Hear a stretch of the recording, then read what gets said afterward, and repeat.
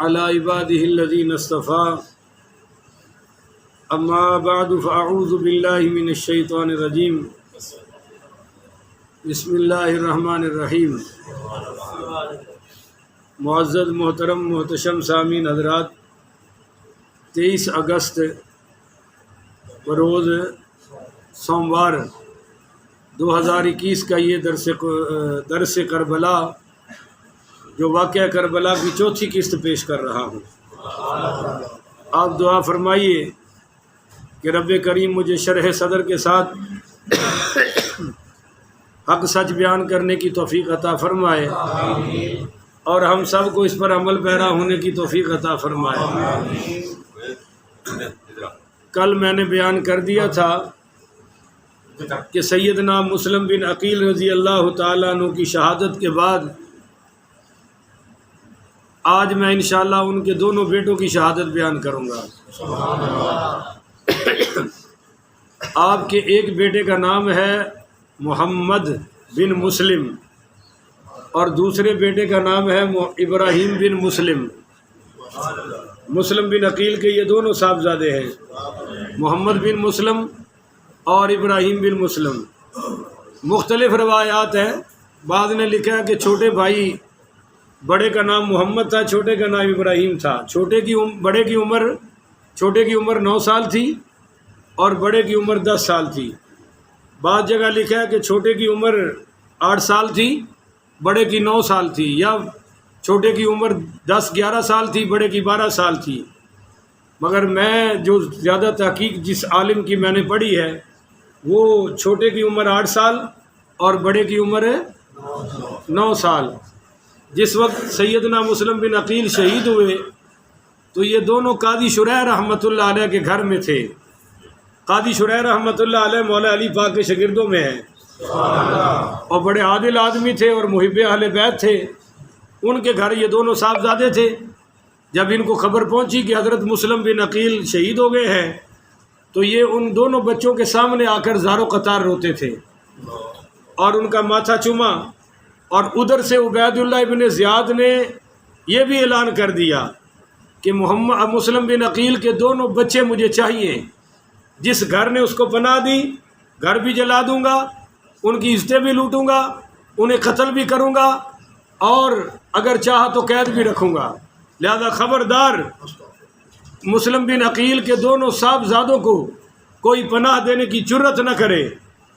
اب قاضی شریح رحمۃ اللہ علیہ نے اپنے بیٹے اسد سے کہا کہ ایک قافلہ جاتا ہے دروازہ عراقین سے مدینے کی طرف تجارت والا، ان دونوں بچوں کو اس قافلے کے حوالے کراؤ، اور دونوں کی قمیض کے اندر ایک 100 دینار سی دیا کہ راستے میں اگر بھوک شوک لگے تو یہ ان کے کام آ جائے گا۔ اب وہ پیسے ان کے پاس ہیں۔ عجیب قدرت کا نظام یہ بنا کہ جب یہ حضرت قاضی شریح رحمۃ اللہ علیہ کا بیٹا ان کو چھوڑنے گیا تو وہ قافلہ وہاں سے جا چکا تھا۔ یہ تھوڑا سا لیٹ پہنچے مگر وہ قافلے کی دھول اڑتی ہوئی نظر آ رہی تھی، تو اسد نے ان سے کہا کہ بچوں دوڑ کے جاؤ اور اس قافلے میں جا کے اب یہ سہمے ہوئے بچے، ڈرے ہوئے بچے دوڑے مگر قافلہ نکل گیا۔ اب یہ جا رہے ہیں تو رات کو جو یزیدی کتے وہاں پہرے دے رہے تھے، حکومتی کارندے، انہوں نے ان کو پکڑ لیا اور پوچھا کہ تم کون ہو؟ تو انہوں نے فوراً کہا کہ ہم مسلم بن عقیل کے بیٹے ہیں۔ وہ بولے ہم ٹکڑے حضرت مسلم کے سینے کے، غریب و بے کس و تنہا مسافر ہیں مدینے کے۔ جھوٹ تو انہوں نے سیکھا ہی نہیں تھا، ان کو کیا پتا کہ جھوٹ کیا ہے۔ اب انہوں نے گرفتار کیا اور دونوں شہزادوں کو عبید اللہ ابن زیاد کے پاس پہنچا دیا۔ اس نے کہا ان کو جیل میں بند کرو۔ عجیب بات یہ ہے جناب، جب ان کو جیل میں بند کیا گیا تو جیل کا جو نگران تھا اس کا نام تھا مشکور، اور وہ محب اہل بیت تھا۔ اس کو تو حضرت مسلم بن عقیل کی شہادت کا بڑا غم تھا۔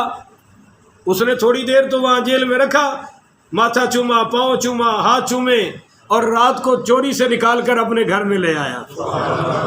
ان کو نہلایا، کھلایا، پلایا اور پھر اپنی ایک انگوٹھی دی اور دے کر کہا بیٹا یہ سیدھا راستہ قادسیہ کی طرف جاتا ہے، قادسیہ میں پہنچو تو وہاں جیل کا جو جیلر ہے نا، نگران ہے، وہ میرا سگا بھائی ہے، اس کو یہ میری انگوٹھی دکھانا اور وہ تمہیں مدینہ پہنچا دے گا۔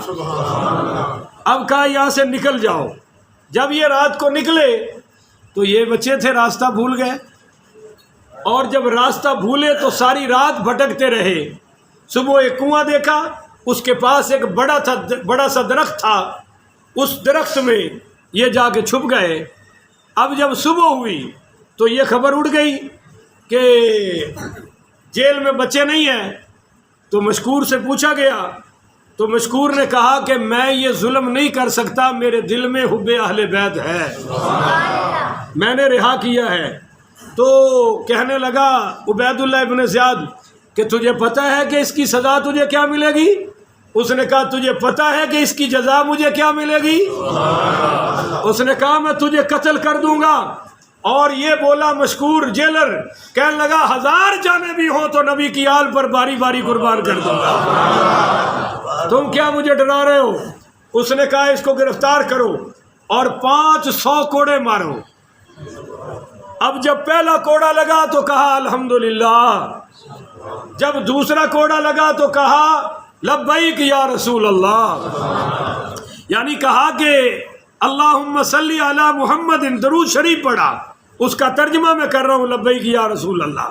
اور تیسرے کوڑے پر کہا اللہ تیرا شکر ہے، میں کسی کرپشن کی وجہ سے، برائی کی وجہ سے کوڑے نہیں کھا رہا، میں تیرے نبی کی آل کی محبت میں کوڑے کھا رہا ہوں۔ سبحان اللہ۔ اسی طرح کوڑے کھاتے رہے۔ وہ جو کوڑے مار رہا تھا وہ بھی تو جیل کا ہی عملہ تھا۔ اس نے اس کو کہا کہ مشکور اگر تو کہے تو میں تیری سفارش کر کے سزا کم کراؤں، تو یہ کہنے لگا خبردار، کوڑے مارتا جا، کیونکہ پاس میرے رسول پاک کھڑے ہو کے مسکرا رہے ہیں۔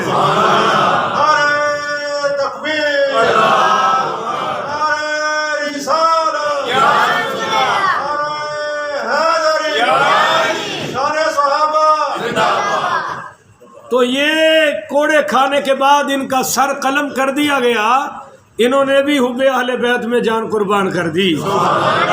اب یہاں ایک شعر ہے، وہ ذرا توجہ سے سن لو۔